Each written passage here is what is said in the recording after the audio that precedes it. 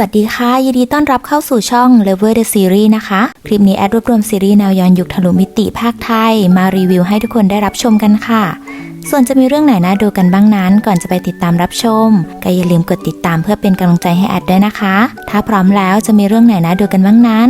ไปรับชมกันค่ะมาเริ่มกันที่ซีรีส์ภาคไทยที่กำลังออนแอร์ล่าสุดในตอนนี้ซึ่งนั่นก็คือเรื่องสู่ภูผามหาสมุทรเป็นซีรีส์จำนวนทั้งหมด40ตอนสามารถรับชมภาคไทยได้ทางไอฉีอี้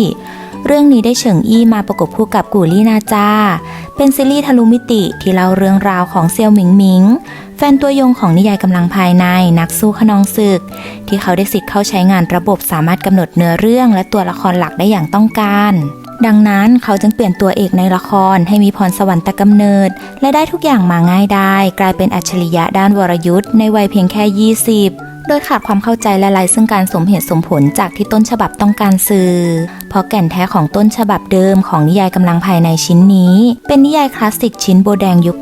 80ที่ต้องการสื่อให้พระเอกเป็นแค่คนธรรมดาที่มีปณิธานแน่วแน่เริ่มต้นฝึกฝนจนสุดท้ายได้กลายเป็นปรมาจารย์ด้านวรยุทธ์อย่างภูมิใจและใช้คุณธรรมรวมยุทธภพเป็นหนึ่งด้วยเหตุนี้จึงทำให้ระบบขัดข้องจากนั้นเขาก็ได้เข้ามาอยู่ในร่างของเซียวชิวซุยตัวเอกในละครที่เขาต้องการเพิ่มบทบาทซึ่งมีเพียงการทำภารกิจในโลกนิยายนี้ของเขาที่เริ่มต้นด้วยฉากที่ตัวเอกของเรื่องเติบโตจากมือกระบี่ที่มีฝีมือรั้งท้ายในตระกูลและจบด้วยการที่เขาได้เป็นเจ้ายุทธภพเท่านั้นให้เขาได้รู้ถึงแก่นแท้ของนิยายโดยการสัมผัสเรียนรู้ด้วยตนเองจนสามารถเปลี่ยนตอนจบให้เป็นแบบที่เขาต้องการได้ซึ่งมันก็ได้นำพาเขาไปพบกับเรื่องราวต่างๆมากมายที่มันไม่ได้ง่ายอย่างที่เขาเขียนเรื่องราวจะสนุกและน่าติดตามขนาดไหนใครที่ชอบแนวต่อสู้ยุทธภพก็ไปดูกันได้ค่ะเรื่องต่อมาวาสนาของปลาเค็มเป็นซีรีส์จำนวนทั้งหมด33ตอนสามารถรับชมภาคไทยได้ทางโยคู่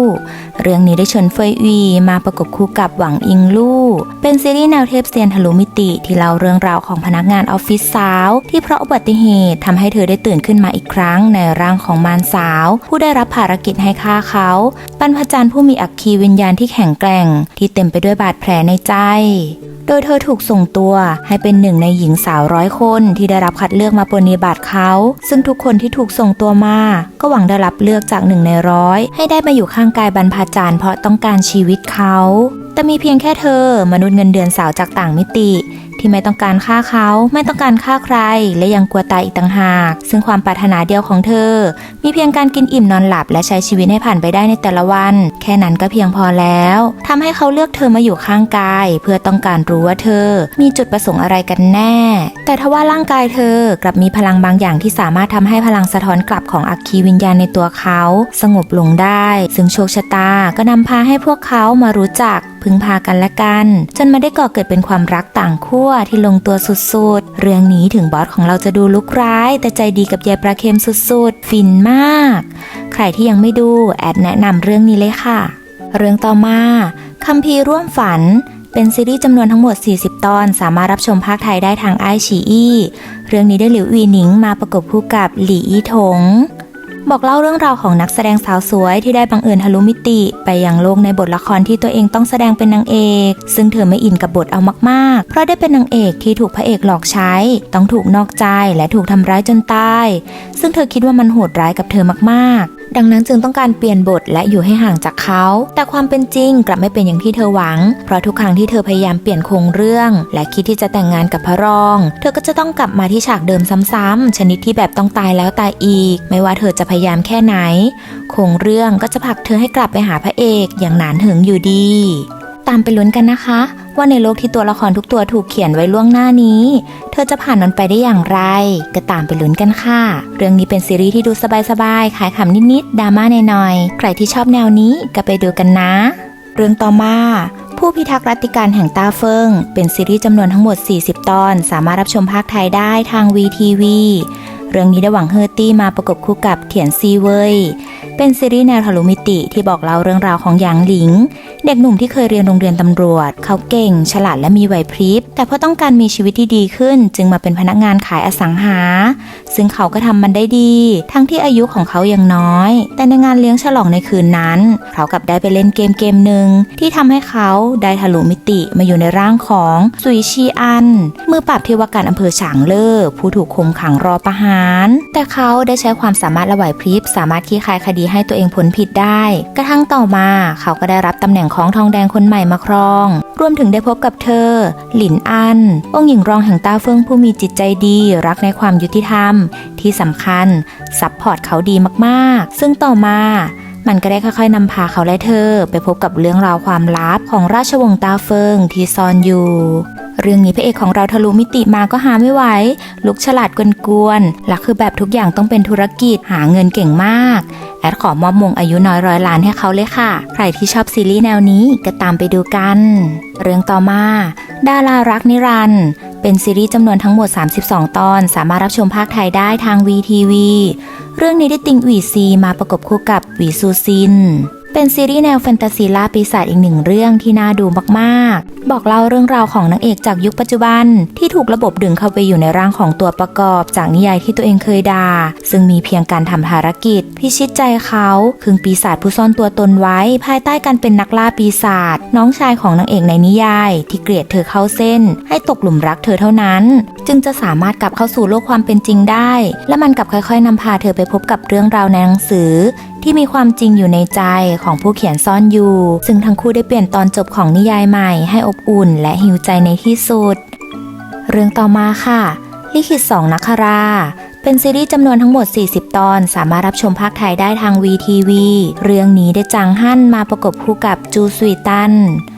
บอกเล่าเรื่องราวของหญิงสาวจากยุคปัจจุบันที่บังเอิญไปเจอกริดเล่มหนึ่งเข้าและมันก็ได้นำพาเธอย้อนไปอดีตอีกมิติหนึ่งในร่างของหานจือฉีลูกสาวอนุเสนาบดีผู้เรียบร้อยอ่อนโยนและถูกรังแกมาโดยตลอดซึ่งวันที่เธอได้เข้ามาอยู่ในร่างนี้ก็เป็นวันที่พี่สาวและหูหยินใหญ่วางแผนใส่ร้ายนางทำให้เสื่อมเสียเพื่อไม่ให้เขารับการคัดเลือกชายาของเขาองค์ชาย4ผู้เก่งกาจด้านการต่อสู้และกุมอำนาจทางการทหารของเทียนเซียที่คืนนั้นเขาเองก็ถูกวางยาพิษเช่นกันแต่หมอข้างกายเขาช่วยไว้โดยการถ่ายเทพิษไปที่ร่างของหานจือฉีซึ่งเธอก็เสียชีวิตและนางเอกก็ได้ทะลุมิติเข้ามาอยู่ในร่างนี้แทนทำให้คนอื่นมองว่าเธอมีนิสัยที่เปลี่ยนไปจากเดิมโดยสิ้นเชิงกลายเป็นคนฉลาดเก่งด้านการต่อสู้ไม่ว่าจะเป็นขี่ม้ายิงธนูรวมถึงไม่เกรงกลัวใครทั้งนั้นทำให้พระเอกสงสัยว่าเธออาจจะเป็นคนของเกาะโดดเดี่ยวที่รอยพิษไม่ก้ำกลายซึ่งเป็นอันตรายต่อราชสำนักจึงเลือกเธอเป็นชายาเพื่อตรวจสอบซึ่งเขาเองก็มีกิจเล่มหนึ่งซึ่งเธอคิดว่าเป็นเล่มเดียวกับที่พาเธอมาจากอนาคตและการพบกันครั้งนี้ของพวกเขาก็ได้เกิดเป็นเรื่องราวความรักที่มีอดีตเกี่ยวพันกันซึ่งมันได้เชื่อมโยงกับการมาที่นี่ของเธอเรื่องราวจะสนุกและน่าติดตามขนาดไหนก็ตามไปลุ้นกันค่ะเรื่องต่อมา